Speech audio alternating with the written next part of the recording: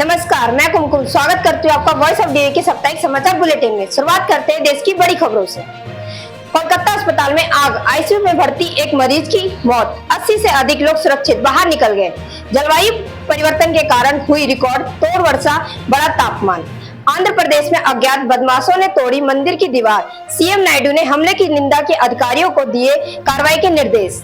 जम्मू कश्मीर को राज्य का दर्जा देने पर जल्द होगी सुनवाई, सुप्रीम कोर्ट की दी मंजूरी। अब कानून अंधा नहीं, न्याय की देवी की आंखों से हटी पट्टी, हाथ में तलवार की जगह संविधान तिलक, मार्ग पर लगी जस्टिस क्लॉक। अब रुख करते हैं अंतर्राष्ट्रीय खबरों की ओर। इजरायली प्रधानमंत्री बेंजामिन नेतन्याहू ने कहा, अगर हमास अपने हथियार डाल दे और बंधकों को छोड़ दे तो युद्ध कल ही समाप्त हो सकता है। और इजरायली रक्षा बलों ने कहा, हमास के नए चीफ याह्या सिनवार को मार गिराया है। बांग्लादेश में हिंदू मंदिरों पर हमलों की घटनाएं बढ़ी, जिस पर भारत ने चिंता जताई और बांग्लादेश सरकार से सुरक्षा बढ़ाने की मांग की। इस वर्ष का नोबेल शांति पुरस्कार जापान की संस्था निहोन हिंदिको को दिया गया, जो परमाणु हथियारों से मुक्त दुनिया बनाने के प्रयास में लगी है। भारत और कनाडा के बीच बड़ा तनाव, जिसमें खालिस्तानी नेता हरदीप सिंह निज्जर की हत्या के आरोप शामिल। दोनों देशों के एक दूसरे के राजनयिकों को निष्कासित किया। भारतीय विदेश मंत्री एस जयशंकर ने 15 से 16 अक्टूबर को पाकिस्तान में हुए शंघाई सहयोग संगठन की बैठक में भाग लिया, जो 9 साल में पहली उच्च स्तरीय यात्रा थी।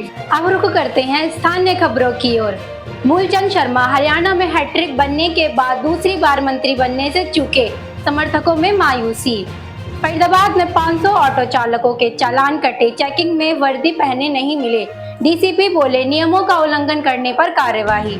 फरीदाबाद में नशा तस्कर समेत 4 गिरफ्तार, देसी कट्टा और कारतूस बरामद, देहरादून से लेकर आए थे स्नैक। सरकारी केंद्रों में नहीं मिल रही डीएपी, 10 दिनों से चक्कर लगा रहे किसान, बोले फसल लेट हो रही है। सिलेंडर ब्लास्ट होने से घर की छत गिरी, दादा दादी और पोते पोते की मौत, 3 गंभीर हालत में। अब रुख करते हैं मनोरंजन जगत की ओर। शाहरुख खान जल्द ही फिल्म किंग में एक हत्यारे की भूमिका में नजर आएंगे। राधिका आप्टे ने हाल ही में अपनी प्रेगनेंसी की घोषणा की और यूके में सिस्टर मिडनाइट के प्रीमियर में अपने बेबी बम्प को फ्लॉन्ट करती दिखाई दी।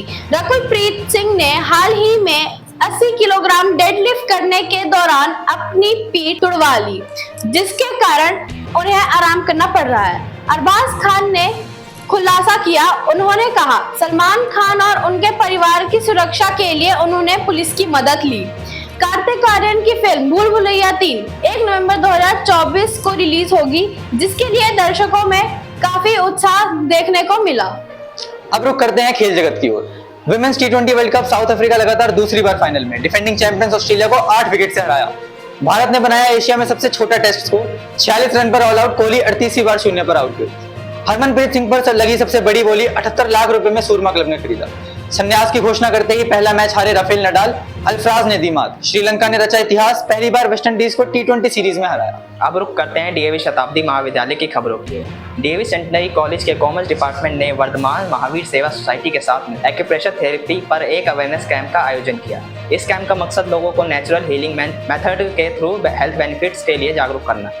डीएवी शताब्दी महाविद्यालय ने गवर्नमेंट मॉडल सांस्कृतिक सीनियर सेकेंडरी स्कूल में एक स्पेशल आउटरीच प्रोग्राम का आयोजन किया, जिसमें स्टूडेंट को various educational and cultural activities के थ्रू जोड़ने का प्रयास किया गया।